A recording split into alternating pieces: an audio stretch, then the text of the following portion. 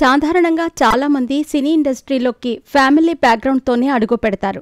అయితే అలా అడుగుపెట్టిన ప్రతి ఒక్కరూ సక్సెస్ అందుకుంటున్నారా అంటే చెప్పలేని పరిస్థితి.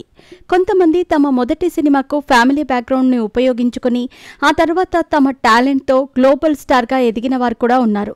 మరికొంతమంది ఎంత బ్యాక్గ్రౌండ్ ఉన్నా కూడా అదృష్టం లేక ఇండస్ట్రీలో పలు సినిమాలు చేసి సక్సెస్ పొందలేక అభిమానులను నిరాశపరుస్తున్నారు. అలాంటి జాబితాలోకి నారా వారి వారసుడు నారా రోహిత్ కూడా వచ్చి చేరిపోయారని చెప్పవచ్చు. చూడటానికి మంచి కటౌట్, వెనుక కొండంత బ్యాక్గ్రౌండ్, కానీ నారా రోహిత్కి మాత్రం అదృష్టం వరించటం లేదు అనే చెప్పాలి. నిజానికి సినీ ఇండస్ట్రీలోకి నటుడిగా నిర్మాతగా అడుగుపెట్టి పేరు దక్కించుకునే ప్రయత్నం చేశారు. కానీ అనుకున్నంత స్థాయిలో నారా రోహిత్ సక్సెస్ కాలేదని చెప్పవచ్చు. 2009లో బాణం సినిమాతో ఇండస్ట్రీలోకి వచ్చిన ఈయన ఆ తర్వాత 2011లో సోలో సినిమాలో నటించి పర్వాలేదనిపించుకున్నారు. ఈ సినిమా తర్వాత అవకాశాలు కూడా వరుసగా వచ్చాయి. సారొచ్చారు, ఒక్కడినే వంటి చిత్రాలు చేశారు. కానీ ఈ సినిమాలు కూడా విజయాన్ని అందించలేదు. ఆ తర్వాత వచ్చిన ప్రతినిధి సినిమాతో మళ్లీ నిలబడే ప్రయత్నం చేశారు.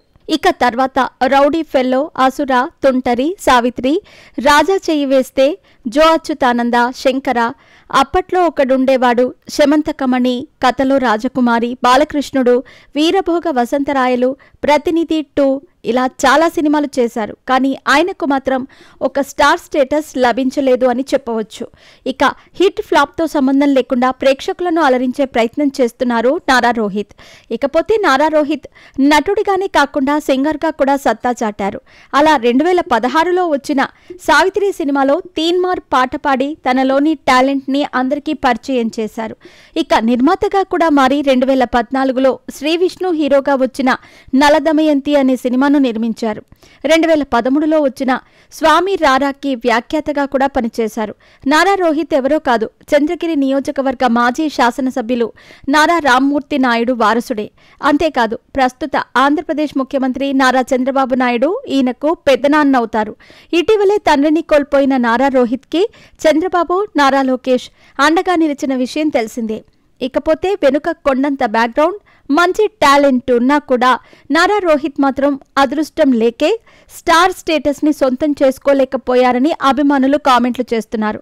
ఇటీవల బెల్లంకొండ సాయి శ్రీనివాస్, మంచు మనోజ్తో కలిసి భైరవం సినిమా చేసినా ఇప్పుడు సుందరకాండ అనే సినిమాలో నటిస్తున్నాడు. కనీసం ఈ సినిమానైనా నారా రోహిత్ని హీరోగా నిలబెట్టాలి అని అభిమానులు కోరుకుంటున్నారు.